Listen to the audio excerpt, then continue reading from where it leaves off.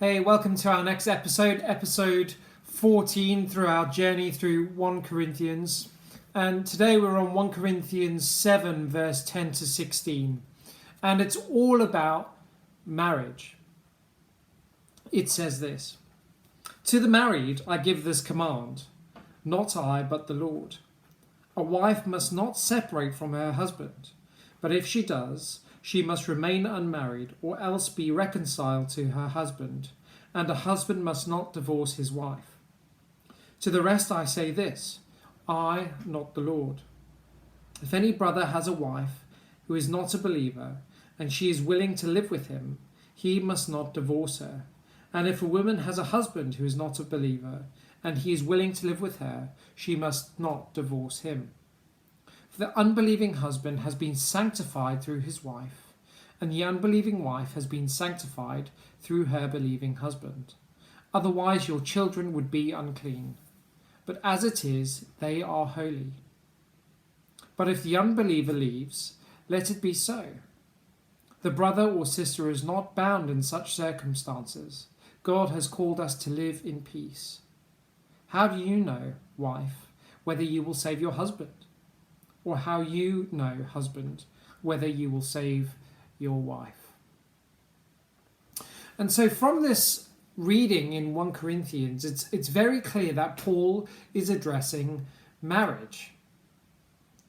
And in those marriage, that he's addressing a very, very difficult thing of a celibacy within marriage, and it relates to the previous passages that we've looked at. So if you need to, do go back and look at episode 13 and episode 12 to get the context of what Paul is saying. Because some people in Corinth wanted celibacy in marriage, and that just does not work, about withholding oneself from their partner. And so here, people are saying that, well, can't we just divorce each other because of celibacy? And here Paul is saying, no. To the married, a wife must not separate from her husband, or a husband from his wife. So celibacy in marriage is something that Paul is saying, don't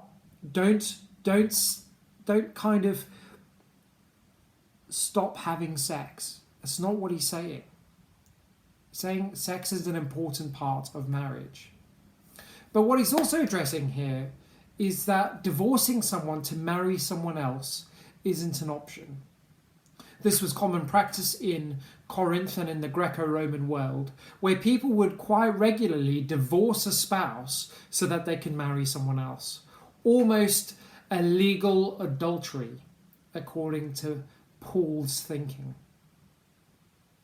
And so he's saying, don't do that. And that's what probably verse 10 and 11 is really saying. Don't just divorce someone so that you can sleep with someone else. And that's why he's advocating celibacy. He's saying, don't get married to someone else if you've been divorced.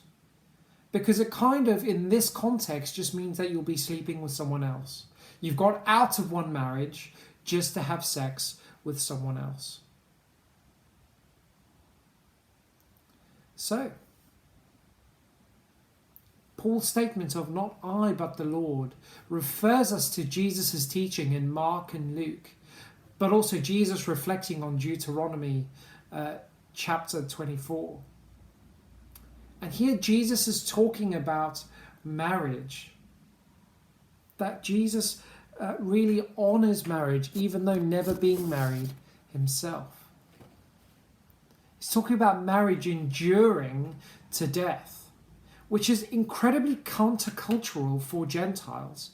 Most marriages in the Greco-Roman world would have just ended and then they would have married someone else and married someone else, rather than ending a lifelong covenantal marriage, ending in death.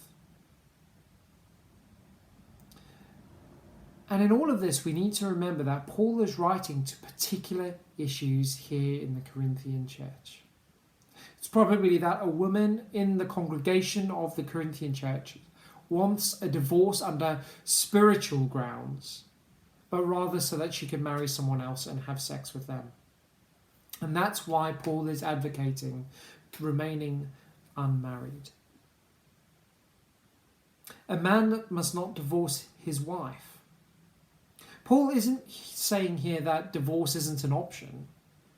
If for a reason that means someone's broken their marital vows to each other. It's just that the Greco-Roman practice of remarriage isn't something in the Christian marital ethic. It means we want to devote ourselves to our spouses in a lifelong covenantal relationship. Paul goes on to say, to the rest I say this, I, not the Lord. This isn't a command. This isn't something that Jesus teaches on from this point on, but it's something that Paul is teaching his churches to believe. And it's talking about sanctification here. If a brother has a wife who is not a believer and she's willing to live with him, and if a woman has a husband who's not a believer and he is willing to live with her, they must not divorce, because they have been sanctified through his wife or husband. The unbelieving spouse has been sanctified through their spouse. And the word here, sanctified, can become a little bit tricky. And so I've gone to various commentaries. I've looked at the basis of what Paul's talking about here. And what he's saying is that their marriage has been sanctified rather than the individual. It means that their marriage, even though not both of them believing the same thing about who God is still a Christian marriage. It's still a marriage in the sight of God and is still covenantal, even if only one of them believes that it is. That's what the sanctification means here. It's of their marriage. It doesn't mean that because you are married to someone, they are saved. No. There's still a choice that they have to make to follow Jesus for themselves. We don't get into, we aren't completely sanctified just by marriage. It's about believing that Jesus is Lord and that he's raised from the dead and that through the Spirit we can get to know him. So it's not just because of marriage that someone is saved. It's because of their belief in God. But what Paul is saying here is that marriage shouldn't be annulled because the other person doesn't believe. There's a choice in the matter. If you are willing to, or the unbelieving spouse is willing to remain married, then you should remain married. But for the Christians, there isn't the choice in that. You should remain married to your spouse, because hopefully we might lead that person to get to know Jesus through our actions. It's why he says, how do you know, wife, whether you will save your husband? Or how do you know, husband, whether you will save your wife? Don't just chuck the marriage away because one of you has started believing in Jesus, because maybe the other one might too. There's a lot to cover in this passage, and quite a few things that it might have to say to us is that good marriage is a priority for Paul and for Christians. Marriage in our culture in 2020 is quite weak. People divorce for all sorts of reasons. Some, it's even that reason of, I just don't love them anymore. And that's not the reasons Paul is talking about here. Divorce is a serious thing, but of course it's about breaking those marital vows under God, and for that reason divorce is an option. Marriage is something precious that shouldn't just be thrown away so that we can remarry someone else. No, it's about lifelong covenantal relationship. And he's also saying that mixed marriage or mixed belief in marriage is okay if the unbeliever's all right with it. But of course there are some things that of course divorce is okay. If there's domestic violence, if there is unfaithfulness in marriage, there's a whole raft of some of those things, sexual immorality. If there are things that we are dealing with in that, do please be in touch, and we can find help. We can find ways of supporting you in that. Please don't suffer in silence, but rather come and talk to me, or talk to Emily, or talk to some of the vision team about that, because it's important that we give you the support.